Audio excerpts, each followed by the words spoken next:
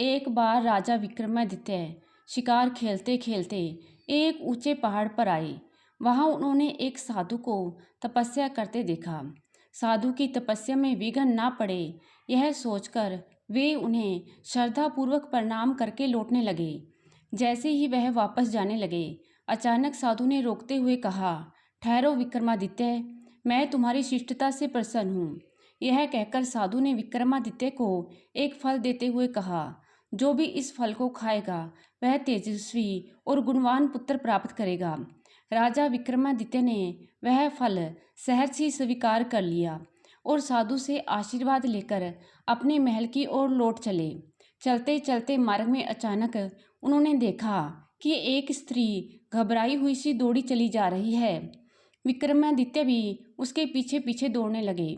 उन्होंने देखा कि वह औरत एक कुएं के पास जाकर रुक गई। जैसे ही उसने कुएं में छलांग लगानी चाहिए, विक्रमादित्य ने उसे पकड़ लिया। उन्होंने उस स्त्री से पूछा, बहन, तुम आत्महत्या क्यों करना चाहती हो? मुझे बताओ, मैं तुम्हारी मदद करूँगा। वह स्त्री रुदन स्वर में बोली, मैं बहुत दुखी हूँ। मेरा पति मुझे मारता पीटता है और कहता है कि मेरा एक भी पुत्र नहीं है, सारी लड़कियाँ हैं। उसकी दास्तान सुनकर राजा विक्रमादित्य को उस पर दया आ गई।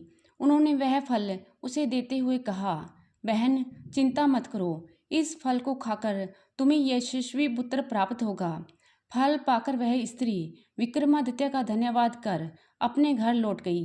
इतनी कहानी सुनाने के बाद पुतली ने राजा भोज से कहा, राजा भोज, अब मैं तुम्हें एक चमत्कार की घटना सुनाती हूँ। सुनो। एक दिन राजा विक्रमादित्य के दरबार में एक ब्राह्मण आया। उसने द्वारपालों से कहा, मैं राजा विक्रमादित्य को एक अनमोल भेंट देना चाहता हूँ। ब्राह्मण की बात सुनकर एक द्वारपाल अंदर आया और राजा विक्रमादित्य से बोला, महाराज, द्वार पर कोई ब्राह्मण आया है। वह कहता है कि मैं राजा को एक अनमोल भेंट देना चाहता हूँ। यह कहकर राजा विक्रमादित्य ने कहा, ठीक है, उसे अंदर भेज दो। ब्राह्मण राज दरबार में आया और राजा विक्रमादित्य को वही फल देते हुए बोला, महाराज, इस फल को अपनी रानी को खिला देना, इससे उन्हें एक यशस्वी पुत्र प्राप्त होगा। यह सुनकर राजा विक्रमादित्य को बड़ा आश्चर्य हुआ। उन्होंने ब्राह्मण से पूछा, यह फल आपके पास कहाँ से आया? ब्राह्मण बोला, महाराज, यह मुझे मेरी पत्नी ने दिया है। कुएं वाली स्त्री की बेवफाई पर उन्हें बहुत दुख हुआ।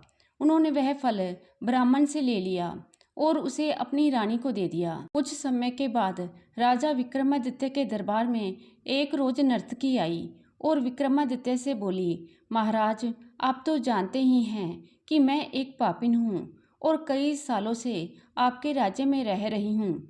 इसलिए मैं आपको एक अनमोल फल भेंट करना चाहती हूँ, जिससे आपका वंश चले। अगर आप बुरा ना माने तो मेरी यह भेंट स्वीकार करें। फल देखकर राजा विक्रमादित्य चौंक गए। उन्होंने पूछा, यह फल तुम्हारे पास कहाँ से आया? राज नर्तकी बोली, महाराज, यह फल मुझे आपके महामंत्री के पुत्र ने दिया है। यह फल उसे उसकी प्रेमिका ने दिया था। नर्तकी की बात सुनकर राजा विक्रमादित्य का माथा ठनका। उन्होंने महामंत्री के पुत्र को बुलवाया। उसने विक्रमादित्य को बताया कि वह फल महारानी ने उसे दिया था। वह और महारानी, इतना कहते कहते वह रुक गया। यह सुनकर राजा विक्रमादित्य को बड़ा धक्का लगा। तब वह अपनी रानी के पास गए और उससे अमर फल के बारे में पूछा। रानी ने नाटक करते हुए बताया कि महाराज, मैंने तो वह फल आपसे लेते ही खा लिया था। यह सुनकर विक्रमादित्य ने वह फल रानी को दिखाते हुए कहा, झूठ मत बोलो, तुमने वह फल नहीं खाया। यह फल मुझे राजनर्तकी ने दिया है। यह सुनकर रानी के होश गुम हो गए। उसकी चोरी पकड़े जाने पर वह भय से थर थर कांपने लगी और मूर्छित होकर नीचे गिर पड़ी। विक्रमादित्य को इस बात का गहरा सदमा पहुंचा। वह राजपाट त्याग कर जंगल में जाकर साधना करने लगे। इसकी सूचना तुरंत इंद्रदेव को लग गई। वे उनके परम भक्त थे। इस तरह विक्रमादित्य को जंगल में तपस्या करते देख देवराज इंद्र को उनके राज्य की चिंता हुई। उन्हें लगा कि कहीं ऐसा ना हो कि कोई विक्रमादित्य की अनुपस्थिति का फायदा उठाकर उनके राज्य पर हमला कर दे। यह सोचकर इंद्र ने अपना एक दूत राजा विक्रमादित्य का रूप धर के उनके राज्य में भेज दिया। कई वर्षों तक तपस्या करने के बाद राजा विक्रमादित्य के मन में आया कि एक बार अपने राज्य में वापस जाकर अपनी प्रजा का हाल देखे। यह विचार कर वह अपनी राजधानी वापस लौट आई। जैसे ही वह अपने महल के द्वार पर पहुंचे, देवदूत ने उन्हें रोकते हुए पूछा, कौन हो तुम? राजा विक्रमादित्य ने कहा, मैं इस राज्य का राजा विक्रमादित्य हूँ। लेकिन तुम कौन हो? देवदूत बोला, मैं यहाँ का राजा अगिया बेताल हूँ। यह सुनकर राजा विक्रमादित्य बोले, अगर तुम इस राज्य के राजा हो तो मुझे युद्ध में परास्त करके दिखाओ। देवदूत ने राजा विक्रमादित्य की चुनौती स्वीकार कर ली। इस युद्ध में विक्रमादित्य ने देवदूत को पराजित कर दिया। तब पराजित देवदूत ने कहा, मैं मान गया महाराज कि आप ही राजा विक्रमादित्य हो, क्योंकि मुझे पराजित करना आम मनुष्यों की बस की बात नहीं है। आज से मैं आपके अधीन हूँ। जब भी आपको मेरी आवश्यकता पड़े मुझे याद कर लेना, मैं फौरन आपके सामने हाजिर हो जाऊंगा। लेकिन जाने से पहले मैं आपको एक बात से सावधान करना चाहता हूँ। विक्रमादित्य ने पूछा, ऐसी कौन सी बात है? अगिया बेताल बोला, राजन, तुम्हारा एक दुश्मन तुम्हारे राज्य में आ पहुंचा है। वह अपना पिछले जन्म वह आपका पिछले जन्म का शत्रु है। इस समय वह योग और सिद्धि के द्वारा अपनी शक्ति को बढ़ा रहा है और आपको मारने की योजना बना रहा है। अगर उससे पहले आपने उसे मार दिया तो वर्षों तक आप पर कोई विपत्ति नहीं आएगी।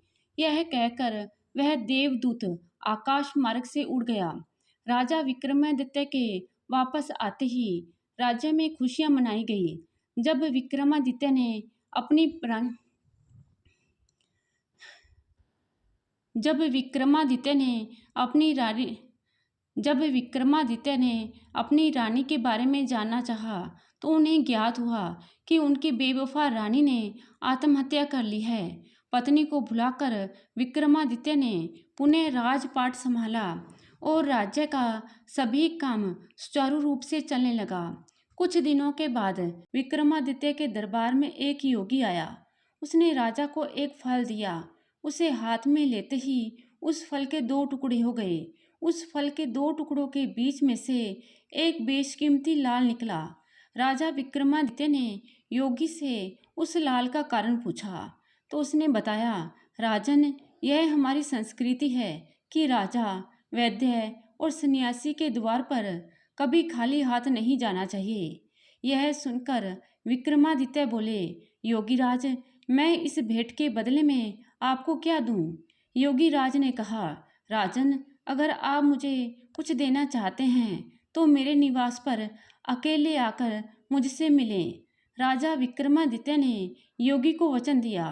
वचन पाकर योगी राजा को अपना पता ठिकाना बताकर वहां से चला गया। अगले दिन अपने वादे के अनुसार राजा विक्रमादित्य योगी के निवास स्थान पर पहुंच गए। उस समय योगी एक मंत्र को सिद्ध कर रहा था। राजा विक्रमादित्य के पूछने पर योगी बोला, राजन, मैं जो मंत्र सिद्ध कर रहा हूँ उसे सिद्ध करने में एक ऐसे शव की आवश्यकता पड़ेगी जो यहाँ से बहुत दूर एक शमशान पर एक पेड़ पर उल्टा लटका हुआ है।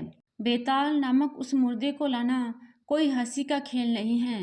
अगर आप उस शव को यहाँ मेरे पास ले आओ तो मेरे लिए ये सिद्धि पूर्ण हो जाएगी। विक्रमादित्य योगी को वचन देकर शव को लाने के लिए शमशान की ओर चल पड़े। शमशान में पहुंचकर विक्रमादित्य ने पेड़ पर उल्टे लटके बेताल को बड़ी मुश्किल से नीचे उतारा और कंधे पर लाद कर योगी के पास ले जाने की कोशिश की, लेकिन बार बार उनकी असावधानी का फायदा उठाकर वह उड़ जाता और शमशान में उसी पेड़ पर उल्टा लटक जाता।